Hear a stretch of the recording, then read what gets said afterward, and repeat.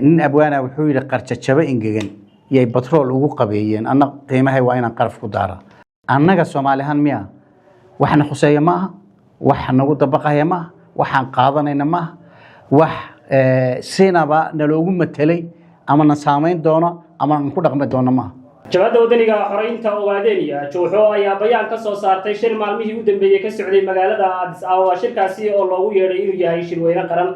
haddaba afhayeenka jabada wadaniga xoreynta Ogaadeniya Naftuure Cadaani Hirmooge oo lagula sugan stuudiyaha anaga ona ayaan wax ka weydiinay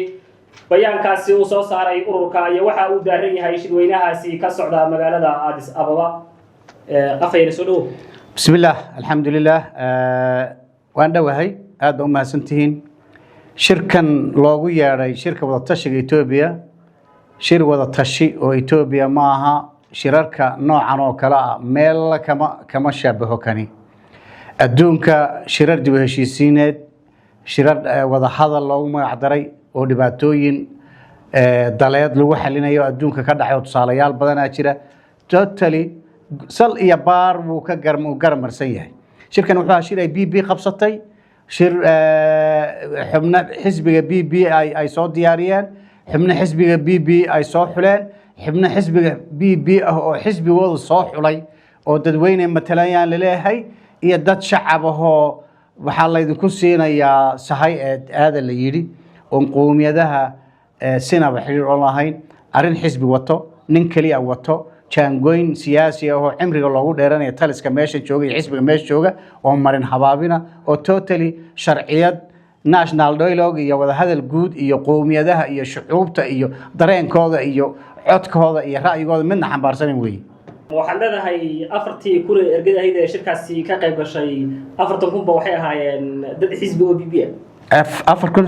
xisbiga BB-da iyo kala bar ahaayeen kala bar kalena taageerayaashooda iyagu soo xuleen bay ahaayeen oo la soo diyaariyay oo habeen dhax baa la idinku siin iyo hadhow baa la idin qadarin iyo lagu soo abaabulay marka muxuu ka dhigay Ethiopia National Dialogue yaa ka qayb gali Soomaaliya oo qayb gali Afar yaa oo qayb gali Oromiya oo qayb gali Soomaaliya isweydiye ma dad xisbigan soo xushay Prime Ministerku shirku u furay oo u xidhayo oo sacabinayo oo jagooyin ka doonayo oo xisbi qorxinaya sidoo dadka ugu dictatoriyeyn lahaa oo nin dictatori u dul dhig lahaayeen xubno xisbi oo arinta diyaarinaya oo sharciyadii hore ee Ethiopia aad loo dabaqi jirin haday si quruxsan u qoraayeen iyo haday si kale u qoraayeenba kuwii oo la dhibsanayo nooca u yaalaan loo jajabinayo qaab kabaha la ekeysiinaya ninkan hadda maanta jooga oo isaga u qorxinaya shawi shirku saas oo aha wada tashi Ethiopia iyo shirarka caalamiga ee ummadaha iskhilaaf lagu xaliyo inaba xiriir lama lahayn sababtay oo la 3 sano ka hor uga baxdeena sababtaas ahayd qoomiyadaha waaweyn iyo xisbiyada waaweyn iyo dadka ra'yiga leh ee saaxiib ra'yiga ee hogaamiye ummadaha ee dareenkooda iyo muxuu ahaay damiirkooda iyo qalbigooda ka turjuma midna ma joogin marka laba guul wado oo BB soo xulatay oo abiye u sacbinaysa oo asay u jaangoynaysa ahayn wax kale ahayn ma jiro wayahay waa mahadsantahay afhayeen shirkii waxa la sheegay inuu soo gabagabay maanta la idinku bayaan baad soo saarteen idinku ahaa jabhada wadaniga xoreynta Ogaadeniya Jooxo bayaankaasi muxuu daaran yahay waxaan totally cadeynaynaa inuu shirkani lahayn sifaadka shirarka noocan ee magaciisa la siiyay waa horana waan sheegnay marar badan hore waan sheegnay ururo kalena way sheegeen caalamkan wuu sheegay waan ku celinay waa qodobka labaad waxaan sheegnay in dadka Soomaalida dhawaan iyo fogaan la min bixid wala min qarib inuu xiriir la lahayn ra'yigooduna joogin ra'yiga meesha ka baxeen oo khuseynin ujeedo iyaga lagu shirqoolahayo oo isbalaadin iyo dumin iyo cimri dheerayn muxuu ahaa xooga kale inuu xambaarsanaa waxaan u jeednay oo bayaankani daaraa in habka ay ka talinta dadka iyaga loo marin habaabiyay oo qodobka ay ka talinta ay uga hadleen qodobada xuquuqda aadamiga iyo xuquuqda qowmiyadka qeexaya qodobada awoodda maamul siyaasiga xadidaya siday u jajabinayaan waxa weeye totally si qowmiyadaha oo dhan lid ku ah qowmiyada Soomaalida lid ku ah taasaan anaguna cadeynay waxa kale oo cadeynay in aftidii lagu qaaday 2004 ee muhmalka ahayd ee lagu duusiyay dadka Soomaaliyeed ee غير sharciga ahayd aanan aqoonsanayn go'aamada duudsiga ah ee magaalada Dirdhaba iyo dhulalka muxuu ahaay khilaafku ay ka abuureen ku wajahan waxaanu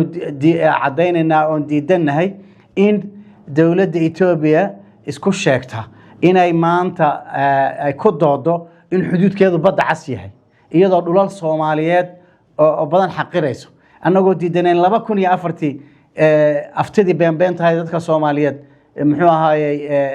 lagu khiyaamay raadkeeda annagoo diidan in la tirtiro doonina in maanta leeyihiin dhulka Somali State iyo Soomaalida ogaadeen iyo Somali Republic iyo Djibouti baa annaga inay leeyihiin maanta marka shirkan iyo waxa ka soo baxay iyo magaca la siiyay been buu ahaa waxa ka soo baxayna cadawnimo weeye dadka Soomaalida lid buu ku yahay qoomiyadaha kale lid buu ku yahay khilaafkii taagnaa ay ka talin iyo xorriyad raadin iyo dimuqraadiyad raadin iyo xuquuq raadin iyo awood qaybsi hardanaha Ethiopia ka jiray dhanku midabku doona halaade xoogagaas oo dhan Ethiopia boqolkii sano u dambeysay way ka hardamayeen sababtay la degil aydna waxa shirkan oo kale inuu xaliyo loogu talagalo la isku haysto meeshu xalin laha baasiin kale ku sii shubay marka anagu taasaan cadaynaynay Allahumma hal balaqto dadka Soomaaliyeed oo istifaacayaan way diidan yihiin kor iyo hoos wixii ka soo baxay sinaba nooma khuseeyo noomana khuseyn doono dhulkanagana wax xiriir lama yeelan doono aayahanagana wax xiriir lama doono yeelan doono aaya ka talinta iyo xuquuqdanada